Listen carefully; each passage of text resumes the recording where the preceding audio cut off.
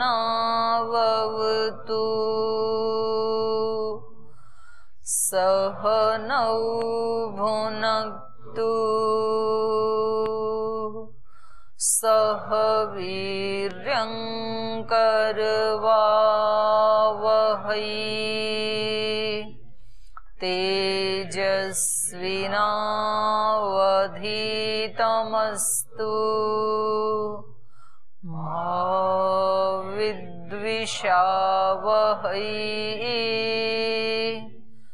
ओम शांति शांति शांति।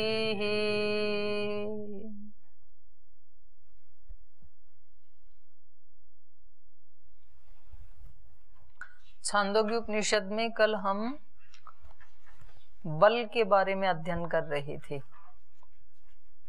कि हमें प्रत्येक प्रकार के बल की उपासना करनी चाहिए, क्योंकि विज्ञान से भी बड़ा ऋषि ने क्या बताया? बल बताया। सैकड़ों विज्ञानवान व्यक्तियों को एक बलवान व्यक्ति कंपित कर देता है, कंपा देता है, क्योंकि विज्ञान तो केवल बौद्धिक है और बल तो 4 प्रकार का है, शारीरिक भी और भी अनेक प्रकार का है। शारीरिक है, मानसिक है, बौद्धिक है, आत्मिक है, सामाजिक बल है, संगठन का बल है, धन का बल है, वाणी का बल है। अनेक प्रकार के जो स्किल हैं वो सब क्या है? हमारा बल ही तो होता है। तो बल की बहुत बड़ी महिमा है। वीर भोग्या वसुंधरा, जो वीर होते हैं वो ही वसुंधरा का भोग करते हैं। कमजोर हैं वो तो भोगे जाते हैं। तो अच्छी वस्तुएं, बड़ा ऐश्वर्य, महत्ता, इस सब को कौन प्राप्त कर पाते हैं? जो बलवान होते हैं और जो ध्यानवान होते हैं। पीछे ध्यान की महिमा में भी बताया ना कि महत्ता को कौन प्राप्त करते हैं? जो ध्यान में लीन रहते हैं। तो ध्यान का मतलब क्या है? वहां पे एकाग्रता, सजगता। ध्यान से चलना जब कहा जाता है तो क्या है उसका अभिप्राय? सजगता से चलना, कहीं पैर फिसल ना जाए आपका। ध्यान से चलना, ध्यान से खाना, ध्यान से बोलना। वहां ऑफिस में जा रहे हो और वहां वो बड़े विद्वान व्यक्ति बैठे हैं तो उनके सामने जब बोलो तो ध्यान से बोलना, मतलब कोई ऐसा शब्द ना निकल जाए। तो ध्यान का मतलब क्या होता है? सजगता। तो जिन्होंने भी महत्ता को प्राप्त किया वो सब कैसे लोग थे? जागरूक लोग थे। इसलिए हमारे ऋषियों ने हमें क्या बताया? उत्तिष्ठत जागृत, जागो। तो क्या हम कोई हमेशा बिस्तर में थोड़ी सोए हुए थे? तो जागने का मतलब क्या है यहाँ पे? सजग, प्रमाद रहित रहना। और कल बताया कि उसके साथ साथ फिर विज्ञानवान होना। ध्यान के साथ साथ ज्ञान भी होना चाहिए और ज्ञान के साथ साथ बल होना चाहिए। तो अनेक प्रकार के बलों से संपन्न होना चाहिए व्यक्ति को। कोई एक ही प्रकार का बल नहीं, चारों तरफ से बल बढ़े हमारे। और अलग अलग समय पर अलग अलग बल काम आते हैं। जब किसी व्यक्ति को कोई एकेडमिक काम करना है तो उस समय शरीर का बल काम नहीं आता है, तब बुद्धि का बल काम आता है। जब कोई शारीरिक कार्य करना है तो वहां पर बुद्धि का बल काम नहीं आता, वहां पर शरीर का बल काम आता है। जब कहीं कोई समाज में कोई प्रतिष्ठित व्यक्ति को ढूंढना होता है तो वहां पर चरित्र का बल काम आता है। किसका चरित्र ऊंचा है उसको प्रतिष्ठा मिलती है। कहीं धन का बल काम आता है, कहीं किसी जो राजनीतिक लोग हैं उनसे कोई कार्य करवाना होता है, कोई बड़ा कार्य समाज की, देश की रक्षा के लिए, तो फिर संगठन का बल काम आता है। वो लोग देखते हैं इनके पास कितनी शक्ति है संगठन की, कितने वोट दे सकते हैं, दिला सकते हैं, तो फिर काम कर देते हैं, नहीं तो नहीं करते हैं, कितना भी ज्ञानी क्यों ना हो कोई। तो अलग अलग कार्यों के लिए अलग अलग बल की आवश्यकता होती है। तो व्यक्ति को यहाँ ऋषि उसकी महत्ता बता रहे हैं कि नारद, तुमने जो पढ़ाई की है तो तुमने एक प्रकार के बल को बढ़ाया है, केवल बौद्धिक बल को बढ़ाया है, तो ये तो आपका विज्ञान के अंतर्गत आ जाएगा। तो ठीक है, विज्ञान तो ठीक है, लेकिन आपको विज्ञान से भी बढ़कर के बल की उपासना करनी चाहिए। बल ज्ञान से भी बड़ा है। तो ये कल प्रसंग चल रहा था, तो इसमें कोई आपका प्रश्न हो, कोई शंका हो तो आप पूछ सकते हैं जी। ओम दीदी जी, विज्ञान के विषय में आपने बताया था कि अनुभूति से जो ज्ञान होता है उसे विशेष ज्ञान विज्ञान कहते हैं। तो आपने समाधि का इसमें बताया था कि समाधि की अवस्था में होता है, लेकिन हमने योग दर्शन में ऐसा पढ़ा था कि तदेव अर्थमात्र निर्भासम स्वरूप शून्यमेव समाधि जी। तो सिर्फ अर्थ का भास होता है और स्वरूप शून्य हो जाता है।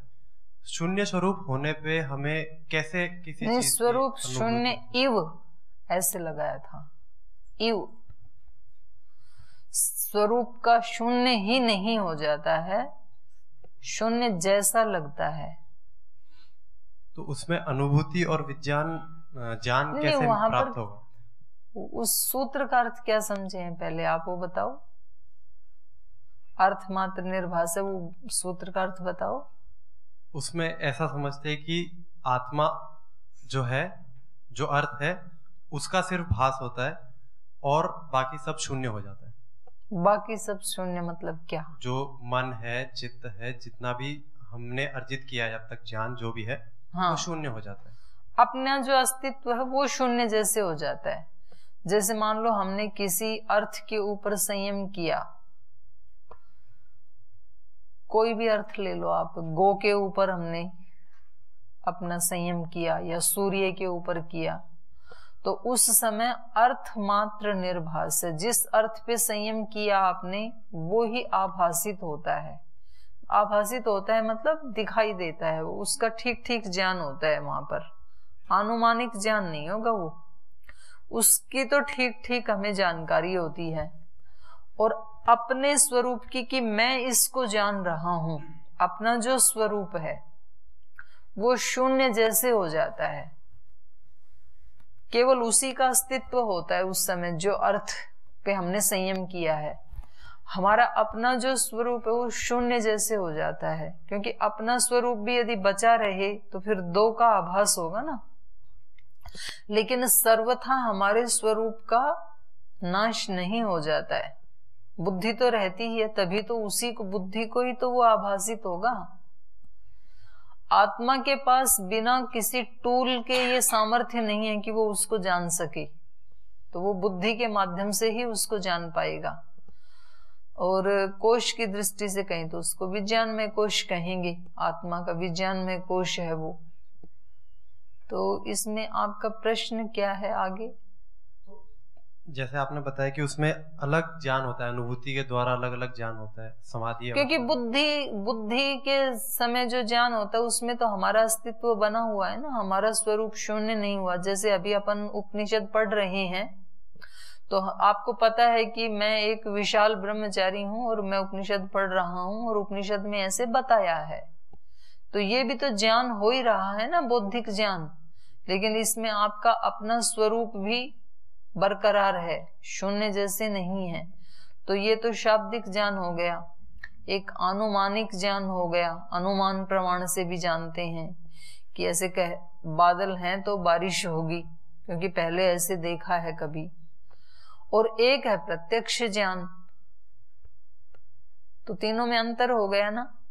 तो जो प्रत्यक्ष ज्ञान है उसमें फिर कोई डाउट नहीं रह जाता है।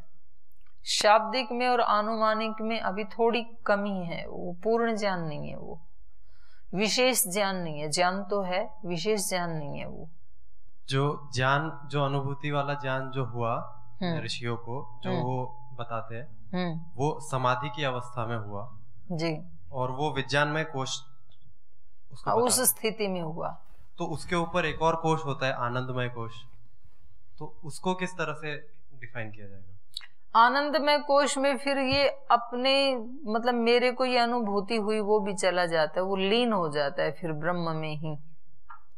अहम एव ब्रह्मास्मि ऐसे बोलता है, फिर मैं ही ब्रह्म हूं। ये उससे भी ऊंची स्थिति है, मतलब जो बूंद है वो सागर में मिलके सागर ही हो गई अब तो। जी, और इनको दो। विज्ञान और ज्ञान में क्या अंतर है? ज्ञान तो शाब्दिक भी होता है, अनुमानिक भी होता है, और सुना हुआ भी होता है, और विज्ञान अनुभूति की होता है, जिसका अनुभव किया है, जिसको साइंस बोलते हैं, अनुभूति। हाँ, उसको साइंस को कह सकते हैं। साइंटिस्ट और ऋषि आज की भाषा में उनको साइंटिस्ट कहते हैं, और पहले की भाषा में उनको ऋषि कहते थे। जो साइंटिस्टिक, जो वैज्ञानिक लोग है, ये जो भी खोज करता है तो मतलब प्रमाण के साथ करता है। हाँ, ऋषि भी ऐसे ही करते हैं जी, ठीक। और इसमें आत्मिक बल, ये जो भी बल है, इसमें श्रेष्ठ बल कौन है? आत्मिक में, और आत्मिक बल है, आध्यात्मिक बल, फिर शारीरिक बल, बौद्धिक बल, ये आर्थिक बल और चारित्रिक बल में श्रेष्ठ कौन है? ऐसे तो नहीं कह पाएंगे, सारे ही बल अपनी अपनी जगह श्रेष्ठ हैं। फिर भी आप तुलना करेंगे तो आत्मिक बल उसी को मिलता है जिसके पास पहले के सारे बल होते हैं। जी। आत्मिक बल माने आत्मा के जो जो गुण हैं वो उसमें अभिव्यक्त हो जाएं, तो आत्मिक बल को सर्वश्रेष्ठ माना है। जैसे लोक में वो बनाते हैं ना, किसी को जैसे विदेश जाना है मान लो, तो फिर पासपोर्ट बनाते हैं वो, फिर उधर से वीजा मिलता है तब जाते हैं। तो पासपोर्ट बनाने के लिए पहले कई सारी आईडी लगानी पड़ती हैं, आधार कार्ड भी लगाना पड़ेगा, राशन कार्ड भी लगाना पड़ेगा, वोटर कार्ड भी लगाना पड़ेगा, पैन कार्ड भी लगाना पड़ेगा, लाइसेंस कार्ड है तो वो भी लगाना पड़ेगा। तो उसमें कई आईडी मांगते हैं वो। उसके बाद जो आपका पासपोर्ट बन गया तो वो अपने आप में भी एक आईडी है। तो किसी व्यक्ति के पास पासपोर्ट बनने के बाद अगर और कोई आईडी ना मिले, 2-3 आईडी ना मिले, तो पासपोर्ट अपने आप में ही कई आईडियों का प्रूफ माना जाता है कि ये सबसे बड़ी आईडी है। तो जिसके पास आध्यात्मिक बल है तो निश्चित रूप से उसके पास चरित्र का भी बल रहा होगा, निश्चित रूप से उसके पास ज्ञान का भी बल रहा होगा, तो ये सब उसमें समाहित हो जाते हैं। तो सबसे बड़ा आध्यात्मिक बल ही माना जाता है। जी। और दीदी, आप कल कह रहे थे कि मतलब ये जो संस्कार के अनुसार या अपने कर्माशयों के अनुसार किसी विषय को समझता है लोग, वैसे ही अगर कोई पीएम बना या कुछ पोस्ट पे पहुंचा तो वो कर्माशयों के आधार पे बनता है या पुरुषार्थ के बल पर? दोनों ही होते हैं। कर्माशय भी क्या है? हमारे पिछले जन्मों का पुरुषार्थ वो कर्माशय है, और पुरुषार्थ क्या है? इस जन्म में जो हमने किया है, जो कर्माशय बनाया है, उसी को हम पुरुषार्थ कह रहे हैं। तो दोनों ही होते हैं, कुछ पीछे का भी होता है, कभी पीछे का नहीं भी होता है तो व्यक्ति इस जन्म में बना लेता है। तो एक तरफा नहीं होता है कभी भी, और एक तरफा मानोगे तो भी उसको पिछले जन्म का पुरुषार्थ ही है। ऐसा भी कभी होता है ना, सिद्धि के 5 बताए ना, जन्म से भी सिद्धि होती है ना, तो जन्म से सिद्धि होती है, इसका मतलब सिद्धि के योग्य दोषों का नाश हमने पिछले जन्म में कर दिया था, इसलिए अब की बात जन्म होते ही सिद्धि मिल जाती है। और ये अपने को ना जो लौकिक उपलब्धि है और जो आध्यात्मिक उपलब्धि है, इसमें उदाहरण के लिए भले ही हम इनका प्रयोग कर लें, लेकिन इनमें एक रूपता नहीं हो सकती है। लौकिक उपलब्धियां कई बार एक्सीडेंटल भी मिल जाती हैं, लेकिन आध्यात्मिक उपलब्धि कभी भी एक्सीडेंटल नहीं मिलेगी। उसके लिए तो सत्य उस प्रक्रिया से गुजरना ही पड़ेगा। कोई व्यक्ति सीएम है, पीएम है, एमपी है, एमएलए है, तो वास्तव में उसके पास वो योग्यता है या नहीं है, ये दोनों हो सकते हैं। वो उस योग्यता, उस पद के योग्यता रखने वाला हो भी सकता है और कभी नहीं भी हो सकता है, ऐसा भी तो होता है ना।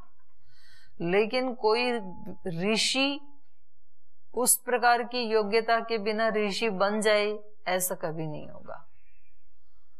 वहां पर तो वो पूरा सत्य का सौदा है। वहां पर थोड़ा बहुत भी अगर रत्ती मात्र भी दोष है तब तक वो उपलब्धि नहीं होगी। वहां तो सर्वथा निर्दोष होना पड़ता है, 100%। उसमें 99 के ऊपर भी नहीं, परिवर्तन नहीं होगा।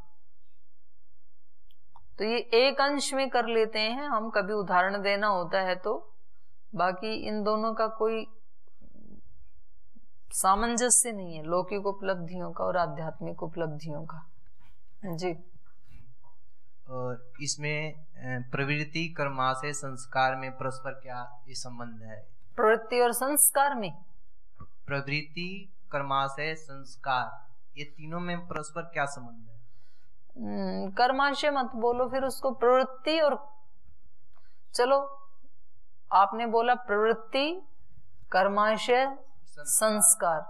प्रवृत्ति वो होती है जो हम कुछ कर्म करते हैं ना, ये हमारी प्रवृत्ति है। और वो प्रवृत्ति हमारी वो प्रवृत्ति ऐसी क्यों है? क्योंकि पहले वैसा संस्कार रहा है, और पहले वैसा संस्कार रहा है इसलिए ये प्रवृत्ति बनी। तो अब वो पहले का जो कर्माशय था, उस कर्माशय में एक और जुड़ जाएगा। संस्कार दो प्रकार के होते हैं ना, एक तो संस्कार रूप में कर्माशय, और एक तो जो फल दे के नष्ट हो जाता है। दो प्रकार का कर्माशय है, एक तो फल दे के नष्ट हो जाता है, लेकिन संस्कार नष्ट नहीं होता है। संस्कार नष्ट होता है फिर विशेष उपायों से। तो वहां योग दर्शन में जैसे वो वस्त्र का उदाहरण दिया है कि जो मोटा मैल है कपड़े का, वो तो पानी में भिगोने से ही मिट्टी चली जाती है, पर जो गहरे दाग हैं उनके लिए फिर कोई स्पेशल डिटर्जेंट चाहिए हटाने के लिए। तो हमारी जिस प्रकार की भी प्रवृत्ति है, किसी की आध्यात्मिक प्रवृत्ति है, किसी की लौकिक प्रवृत्ति है, किसी की धन कमाने की प्रवृत्ति है, किसी की खेलने की प्रवृत्ति है, किसी की सोने की प्रवृत्ति है, किसी की चुगली करने की प्रवृत्ति है। अलग अलग दिखती है ना सबकी प्रवृत्तियां। तो अलग अलग क्यों हैं ये? एक ही स्थान में रहते हुए भी, एक जैसा खाना खाते हुए भी, ये सब अलग अलग प्रवृत्तियां क्यों दिखाई देती हैं? क्योंकि हमारे संस्कार सबके अलग अलग हैं। तो ये संबंध है संस्कार और प्रवृत्ति में। और फिर जैसी हम प्रवृत्ति करते हैं वैसा ही फिर और एक संस्कार बन जाता है हमारा।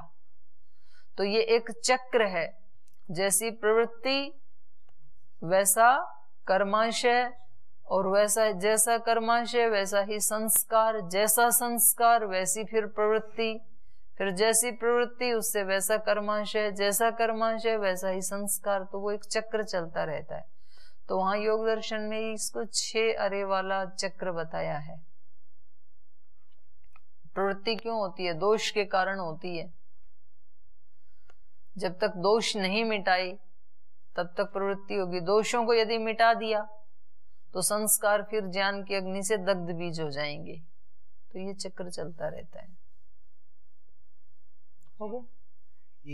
ये जो भी होता है, जैसे स्वामी जी, आचार्य जी, ये अपने कर्माशयों के आधार पे यहाँ तक पहुंचे हैं।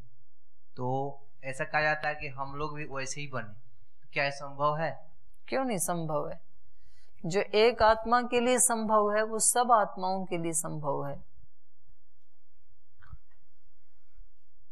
अब उन आत्माओं ने पता नहीं पिछले कितने जन्मों से किया है, एक ही जन्म का नहीं है ना, और एक जन्म में भी हो सकता है। तो उतना पुरुषार्थ जो भी आत्मा करेगा उसको वैसा मिलेगा, क्यों नहीं मिलेगा?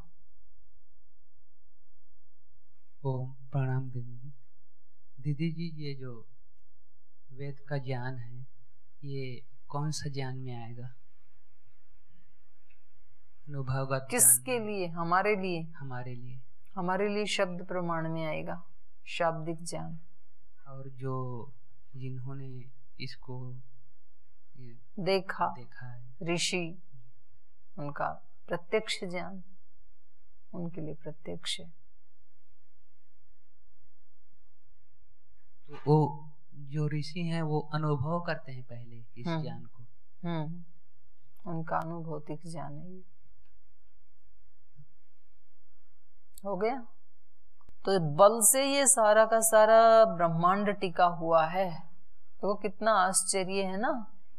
सूर्य जैसा ऐसा आग का पिंड, और वो ऐसे आकाश में इधर उधर कहीं गिरता नहीं है, नीचे गिरता नहीं है, किसी पृथ्वी पे, चंद्र पे या और किसी लोक पे।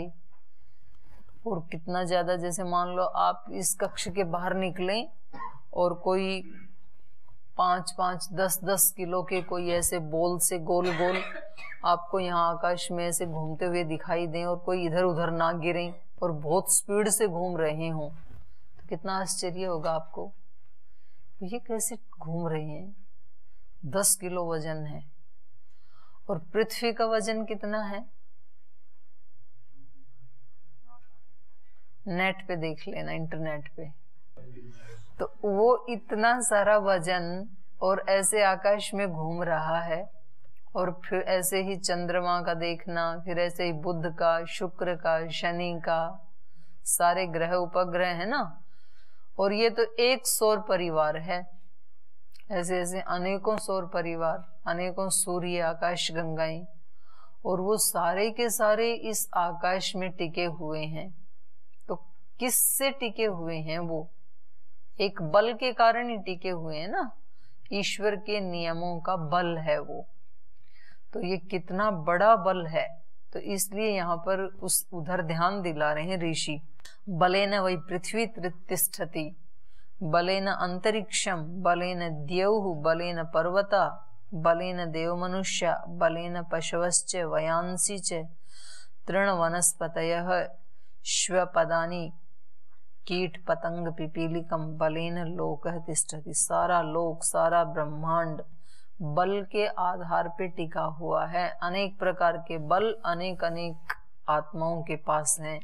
तो उस बल के आधार पे टिका हुआ है ये। तस्मात् बलम उपास्व, स यो बलम ब्रह्म इति उपास्ते, यावत् बलस्य गतम तत्र अस्य यथा कामचारो भवति, यो बलम ब्रह्म इति उपास्ते अस्ति। भगवो बलाद् भूय इति, बलाद् वाव भूयोस्ति इति, तन्मे भगवान ब्रवीतु इति।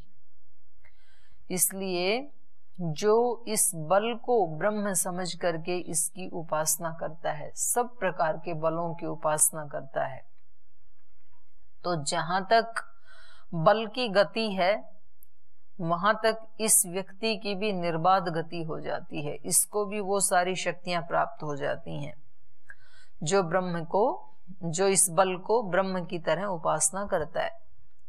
तो नारद ने पूछा कि इससे भी बड़ा कुछ है, इससे आगे भी है, या बल ही बस सब कुछ है? तो इन्होंने कहा निश्चित रूप से इससे आगे भी है सत्य। तो मुझे उसी का उपदेश दीजिए। तन्मे भगवान ब्रवीतु इति। अन्नम वाव बलाद् भूयः, अन्न जो है वो बल से भी बड़ा है। हम तो रोजाना खा लेते हैं अन्न, 3 टाइम खाते हैं, नाश्ता, लंच, डिनर, और कोई उसके बारे में कोई भाव नहीं हमारा, कैसे बना होगा, कितना बल है इसमें, क्या है, उसके बारे में कोई भी हम चिंतन मनन नहीं करते हैं। लेकिन ये हमारा ध्यान दिला रहे हैं, कह रहे हैं अन्न तो बल से भी बड़ा है। अन्नम वाव बलाद् भूयः तस्माद् यद्यपि 10 रात्रीन् न अश्नीयात्, यद् उ है जीवेत, अथवा अदृष्टा, अश्रोता, अमंता, अबोधा, अकर्ता, अविज्ञाता भवति। अथ अन्नस्य आये दृष्टा भवति, श्रोता भवति, मंता भवति, बोद्धा भवति, कर्ता भवति, विज्ञाता भवति, अन्नम उपास्व इति। तो गुरुजी ने बताया, सनत कुमार ऋषि ने बताया कि नारद, ये बल की इतनी महिमा आपने सुनी, लेकिन बल का भी मूल क्या है? अन्न है। वो उससे भी बड़ा है, वो उससे भी महान है। अन्नम वाव बलाद् भूय, बल से भी महान अन्न है। तस्मात् इसलिए यद्यपि 10 रात्रि न अस्नियात, मान लो कोई 10 दिन तक न खाए अन्न, तो तद उ है जीवित, यद्यपि वो जीवित रहेगा, क्योंकि 10 कलाएं उसकी समाप्त हुई हैं। अभी तो प्राण की कलाएं तो बची हुई हैं ना, पहले आया था ना श्वेत केतु में, तो वहां उन्होंने 15 दिन उपवास करवाया था। यहाँ ये 10 दिन कह रहे हैं कि भले ही कोई 10 दिन ना खाए तो उसके प्राण तो टिके रहेंगे, प्राण तो नहीं निकलेंगे। 10 रात्रि न अस्नियात यद उ है जीवित, तो भी वो जीवित रहेगा, लेकिन अथवा अदृष्टा, लेकिन वो अदृष्टा हो जाएगा, लेकिन उसको कुछ दिखेगा नहीं, फिर आंख बंद करके गिर जाएगा।